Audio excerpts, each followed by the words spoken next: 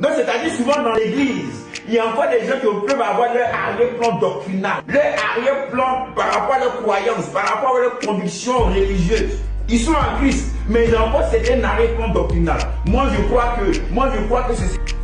Le problème, c'est que c'est pas que la loi de Moïse en elle-même, elle est mauvaise. Le christianisme n'est pas contre la loi de Moïse. Parce que le christianisme est tiré de la loi de Moïse. C'est-à-dire, c'est dans les écrits de Moïse qu'on parle de la venue de Christ, qu'on parle de ce que Christ va venir accomplir. On croit en Christ parce que Moïse a parlé de l'avènement du Messie. Donc c'est Moïse qui a écrit de Jésus. Donc ce que Jésus est venu accomplir, quand il dit je ne suis pas venu abolir la loi, je suis venu l'accomplir. Donc Jésus est venu accomplir quoi? Jésus est venu accomplir ce que Moïse a écrit. La loi de Moïse est bonne. Mais le problème c'est lequel? Le problème c'est que dans la loi de Moïse, il y a plusieurs choses qu'il faut comprendre. Dans la loi de Moïse, il y a des promesses, il y a des prophéties, et puis il y a des cérémonies. Les cérémonies par exemple ou les rituels, c'était une image de ce que Christ allait venir accomplir. Comme c'était un peuple qui n'avait pas de cet esprit, qui était comme des hommes naturels, Dieu va se saisir de leur culture, de ce qu'ils ont l'habitude de faire. Pour qu'au travers de ce qu'ils ont l'habitude de faire de leur culture, il va présenter ce que le Messie va venir accomplir. C'est tout. Sous l'ancienne alliance, il y avait une fête qu'on appelle la fête de Pâques. Dans la fête de Pâques, il fallait sacrifier un animal et mettre le sang. Donc le sang qu'ils ont mis symbolisait quoi? Le sang de l'animal qui devait venir maintenant mourir pour nous, du sacrifice qui devait être fait pour l'humanité, pour sauver l'humanité de la mort. Donc l'animal dans la fête de Pâques représentait qui? Représentait le Messie. C'est là ce qu'il allait venir accomplir. Non, c'est pourquoi Paul va dire Christ est votre Pâques. Donc maintenant que tu es en Christ, tu n'as plus besoin de ces cérémonies, de ces rites.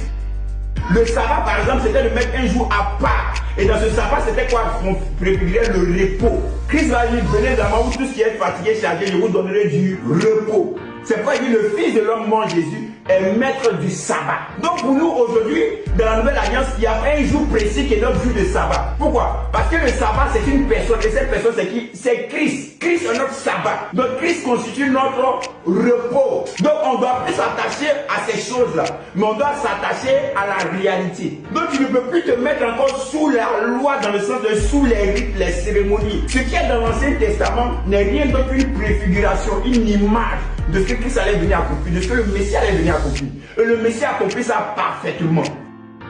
Donc Christ est né sous la loi pour racheter ceux qui étaient sous la loi, pour délivrer ceux qui étaient sous la loi, pour libérer ceux qui étaient sous la loi. Pourquoi? Parce que la loi disait que pour rentrer en relation avec Dieu, voici tout ce qu'il fallait faire pour pouvoir entrer dans cette bonne communion en relation avec Dieu. Mais Christ est venu, il a accompli toutes ces choses-là pour nous, pour dire désormais, l'accès vous est donné pour avoir une bonne relation avec Dieu. Vous n'avez plus besoin de faire toutes ces choses-là pour plaire à Dieu. Vous n'avez plus besoin de faire toutes ces choses-là pour être en relation avec Dieu. Vous n'avez plus besoin de faire toutes ces choses-là pour être béni de Dieu. Moi, je l'ai fait à votre place. Alléluia. C'est pourquoi nous, en tant qu'enfants de Dieu, on ne prêche que Christ. Parce que Christ nous a racheté de la loi. Si Christ n'était pas venu, ça serait compliqué d'avoir une bonne relation avec Dieu, mes frères. Imaginez déjà qu'on te dit que dans la Torah, il y a près de 613 commandements à respecter. Même les 10 commandements, on a un problème. Donc tu ne fais plus les choses pour plaire à Dieu. Tu ne fais plus les choses pour être agréé par Dieu. Tu ne fais plus les choses pour recevoir la bénédiction de Dieu. Non, c'est parce que tu es béni que tu obéis. C'est parce que tu plais déjà à Dieu que tu fais ces choses-là. Donc Christ, en venant mourir à la croix et ressusciter, Christ a pris ta place dans l'observation de la loi, dans l'accomplissement de la loi pour toi. Parce que tu étais incapable de pouvoir le faire à cause de ta nature. Est-ce que j'ai respecté ça? Est-ce que j'ai fait ceci? Est-ce que j'ai observé cela? Non. Tout ça c'est fini. Désormais, tu es sous la nouvelle alliance. Nouvelle alliance parce que quoi? Christ a respecté, a obéi, a accompli tout ce que la loi exigeait pour que tu puisses plaire à Dieu, pour que tu sois en bonne relation avec Dieu. Donc Christ va prendre la malédiction de la loi sur sa vie, de telle sorte que toi, aucune malédiction de la loi ne puisse vraiment te toucher. Alléluia. Tu es délivré de toute malédiction de la loi. Tu es maintenant sous quoi? Sous la bénédiction d'Abraham. Alléluia. Donc en tant qu'enfant de Dieu, tu vas comprendre que tu n'es plus sous la loi.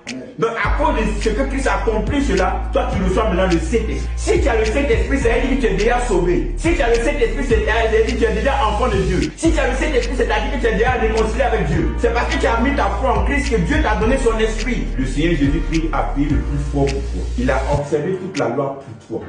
Il a mis ça à ton bénéfice. C'est pourquoi ce que nous avons, l'apôtre Paul appelle ça un héritage. Donc c'est Christ qui a fait le travail et nous bénéficions de l'œuvre que Christ a accomplie. C'est pourquoi on appelle ça un héritage. Il faut que tu sois reconnaissant vis-à-vis de Christ par rapport à ce qu'il a fait pour toi.